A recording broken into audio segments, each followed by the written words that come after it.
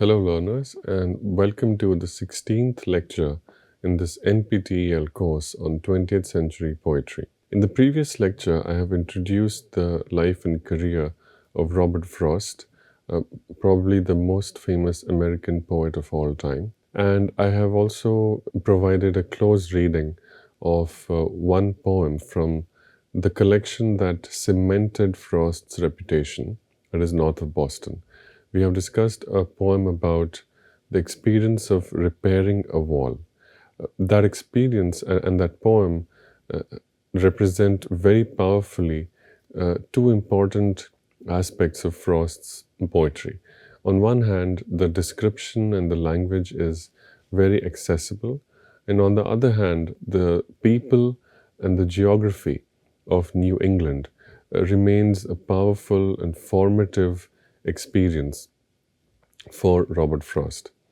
Now, it's important to gloss the title of this collection uh, to better understand and to develop our approach to understanding these poems.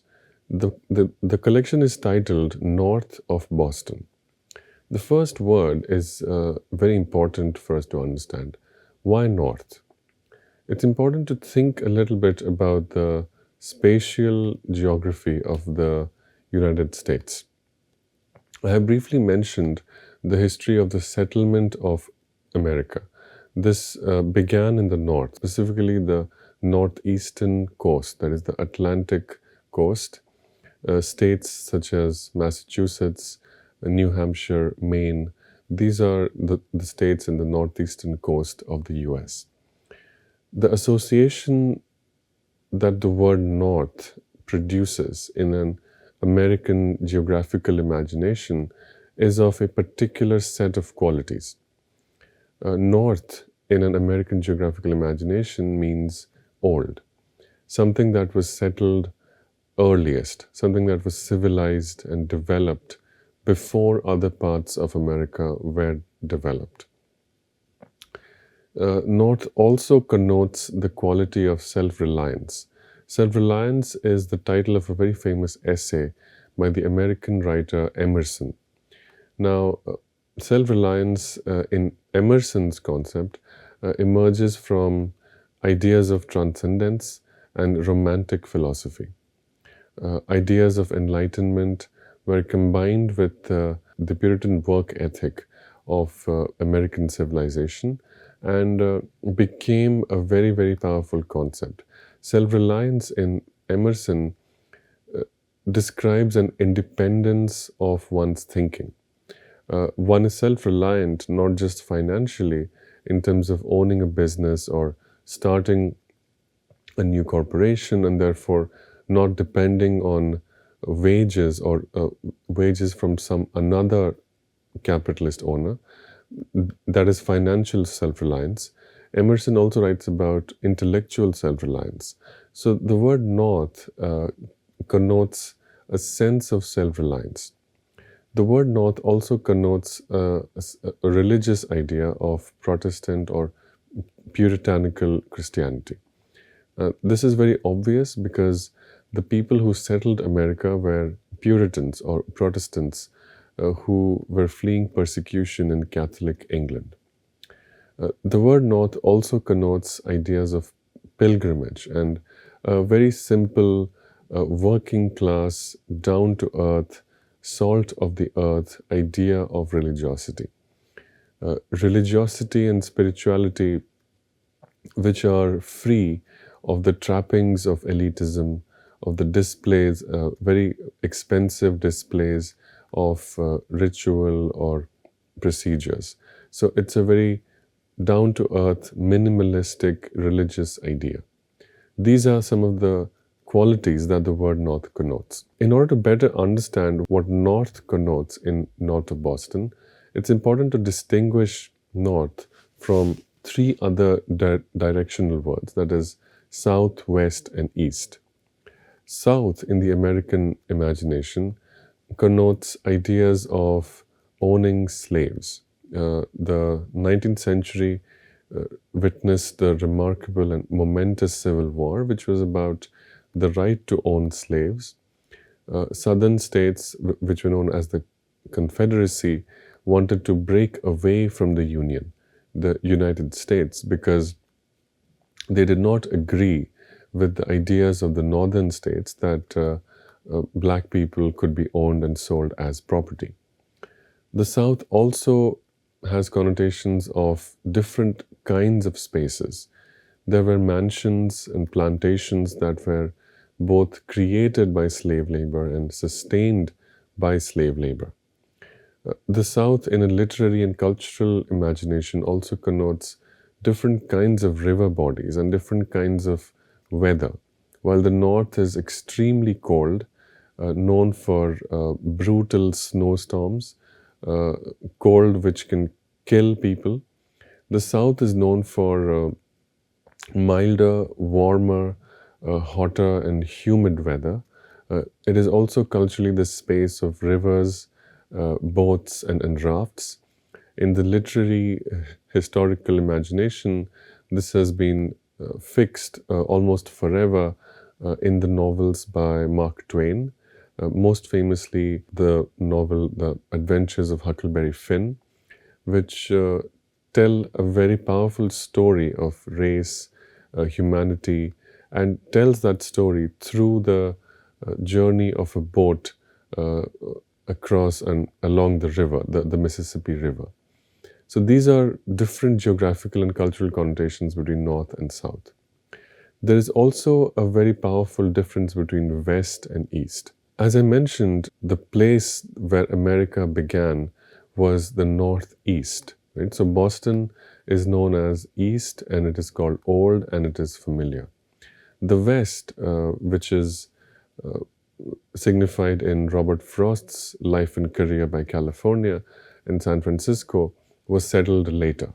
The West was settled after Americans, or those colonial Americans, surrendered to the American land. They stopped remaking America in the image of England and decided to explore the geography, the people, the culture that existed beyond Boston, beyond Massachusetts. So anything that was to the west of Boston, which is pretty east if one looks at the map of North America, but anything west of Boston was known as the West. So this is the imagination of the early settlers of America. East, again, is old, familiar, known, and the West is wild, dangerous, mysterious, unsettled, etc. So these are all the connotations that the American imagination has. Now, let us return to the title, North of Boston. There is a problem there again. The problem is, if Boston already connotes the Northeast, civilized, settled, familiar, self-reliant, Puritan England, then what is north of that? So north of Boston is, in a way, a conceited expression. There is something problematic in north of Boston. North of Boston is a little bit like saying north of north. It's a little bit like saying north of what is already known. What Robert Frost's title is conveying then, through this expression north of Boston, is that the people, the places, the experiences, the encounters that will be described in this book of poems will be about the unfamiliar that resides inside and beyond the familiar. This is how the book of poems introduces itself, that there is something about Boston which is not exactly known. And there is that in that familiar which is unfamiliar. So while Boston is familiar, there is something beyond that familiar place. Now, it's also important to gloss the word new a little bit. New describes the history of North America. The new is a part of the names of many places. There are places like New York, New Mexico, New Hampshire. These are all states in North America. states in the US. There are also larger spaces, countries like New Zealand. There is an expression that vaguely describes an area of North America, which is New England. Uh, the new in these names signifies a sort of poverty of the imagination. The colonial English and European people who settled in America struggled to find new names, and therefore they simply added the word new to the names of places that they were familiar with. This signifies an ongoing negotiation between a people and land. It signifies a tension, a dynamic in which there is varying degrees of surrender and varying degrees of control. As Robert Frost's poem, The Gift Outright, describes, America is a story of a people who gave up trying to control and began to surrender. That is how America was settled. That is the story of America. That is what these places, New Hampshire, New England, New Mexico, convey. Now, this collection, north of Boston, is about people. It's about the different kinds of people that one would encounter in the New England that Robert Frost lived in and worked. To people in London and people all over the world who encounter this poem, who have not lived in those New Hampshire farms where Robert Frost worked and lived, to those people, this title conveys that there is something about New England which is not conveyed in the expression New England. Or if you read this poem, you will be able to visit and see a side of New England which will surprise you. So there is a sort of travel, a Lonely Planet style of tourism, a sort of Anthony Bourdain style of taking a walk on the wild side and meeting people. There is a very powerful sense of travel that the title would like to convey to new readers. Now, another idea that's important to note is the idea of the Western. The Western is an imagination of a place which has been fixed by a lot of popular culture, mainly Hollywood, but also a lot of popular American novels which describe the West. They not only describe spaces that are on the west of the American map, but also a particular quality of experience. Westerns typically describe desert places where a lone human being confronts nature in its immensity. Through this confrontation, the human being is tested. There are outposts where hopeless farms grind people down. There are arenas where men value physical skill and emotional reserve. And in these arenas, women are presented in a somewhat unfamiliar and not a very healthy light. Women are described as weak, and they often need protection from powerful male companions, either family members or romantic partners such as lovers. Frequently, women also go mad in these scenarios. And in Robert Frost's collection, North of Boston, there is one woman who goes very, very powerfully mad, and that is in the poem Servant of Servants. The dedication note to North of Boston comments that the collection is a book of people, and it is dedicated to Frost's wife Eleanor. However, this dedication and this description that North of Boston is a book of people is somewhat misleading. There are not many people in this collection. There are a few people, and they are all extremely lonely and isolated. In this collection, we meet people who are on lonely journeys, people who are in lonely houses, and people for whom the project of making a life and home for themselves has been interrupted. They are lonely. They would like to be less lonely, but they struggle in their attempt to create a communal space.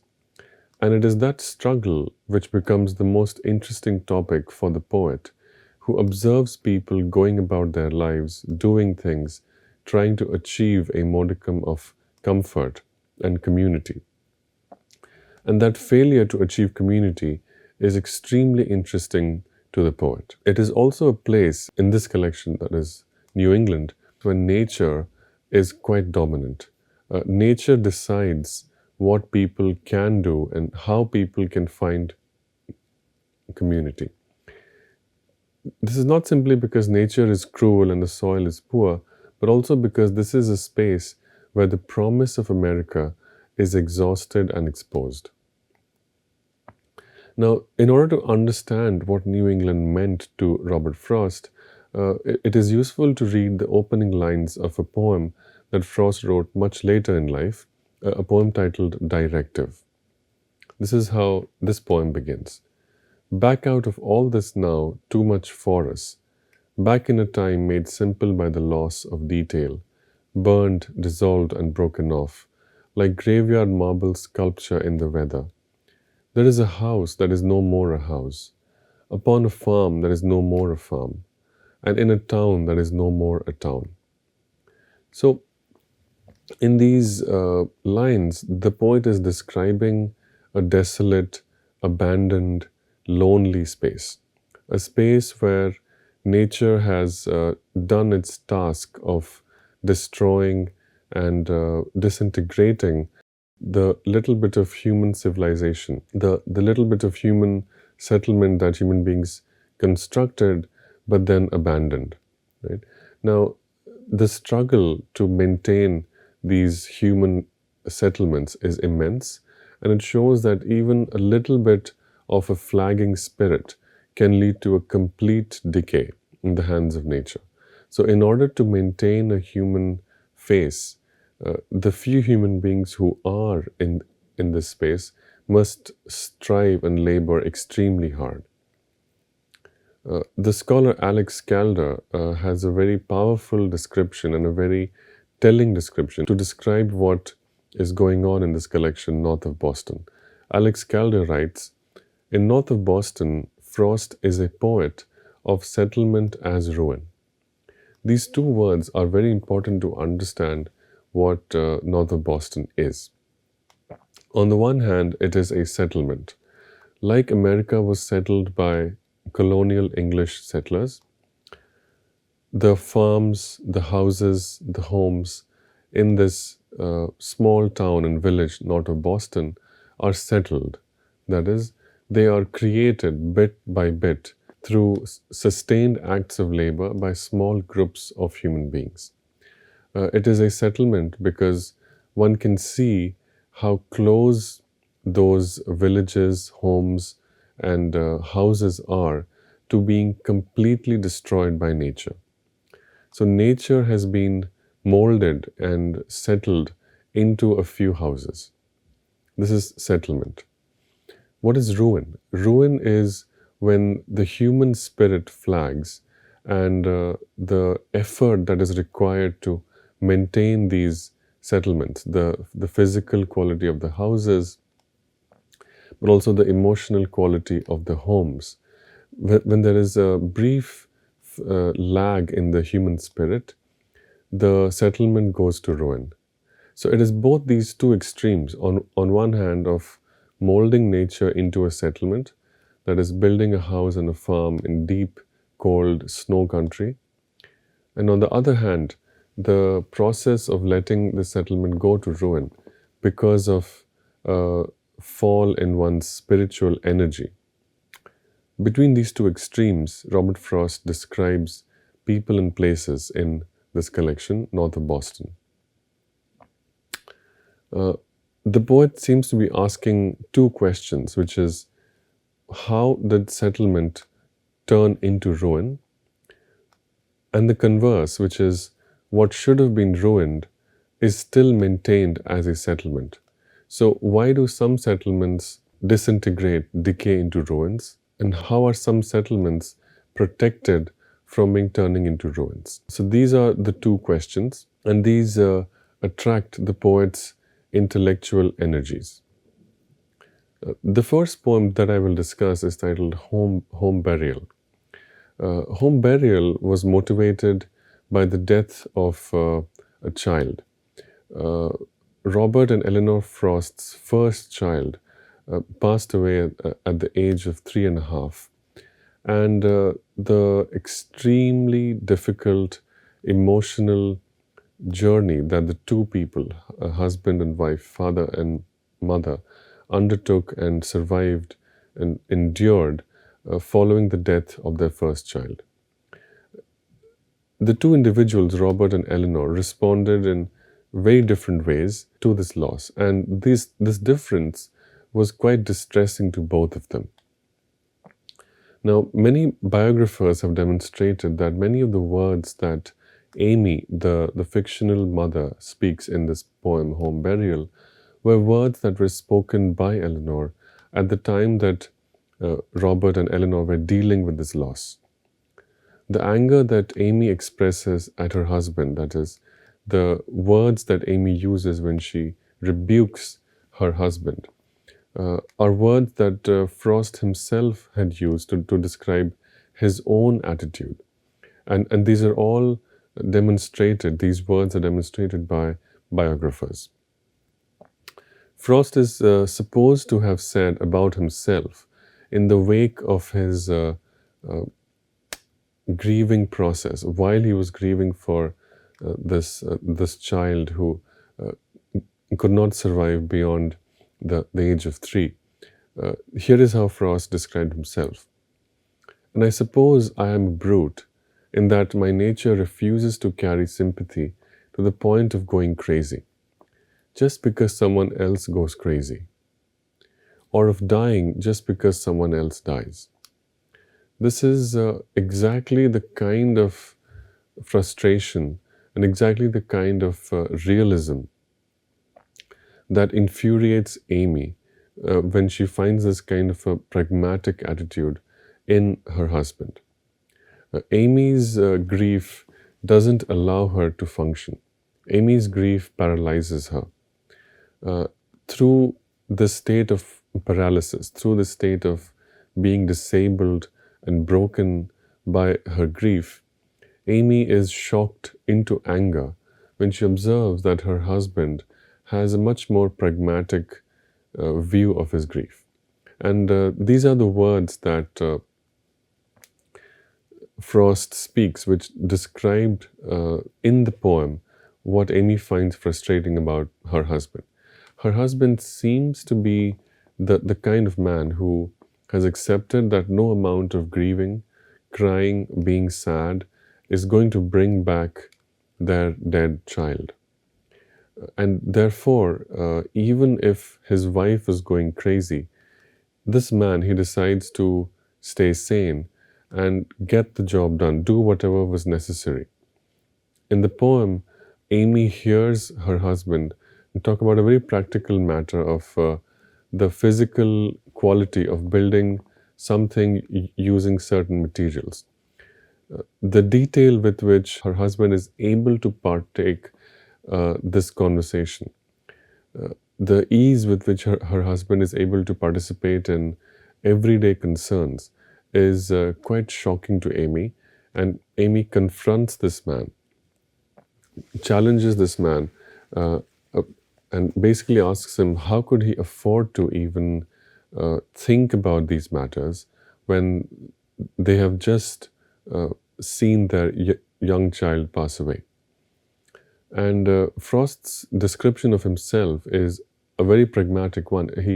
He says that I suppose I am a brute, which means that he doesn't believe that he is a brute, but to many others it would appear that he is a brute because he decides to keep the two things separate. He accepts that death is final and gets on with life. This doesn't mean that he doesn't grieve for the person who they have lost. It's just that he's able to perform certain practical functions with much more ease. Now, in the poem, Amy goes quiet and her husband copes. That is, he functions, he does the practical and functional and necessary things that need to be done in order to maintain the life that they have. He would like to take part in the grief that Amy still holds. He would like to comfort her, say things to her, help ease the pain that she's going through. He would like to penetrate her envelope of silence. She, however, feels that he is too brutish to be let in. And every line in the poem elaborates the double binds and tightens the drama another notch. The power that this poem creates and describes emerges from multiple sources. On one hand, Home Burial demonstrates the tragedy that occurs because of a failure to communicate.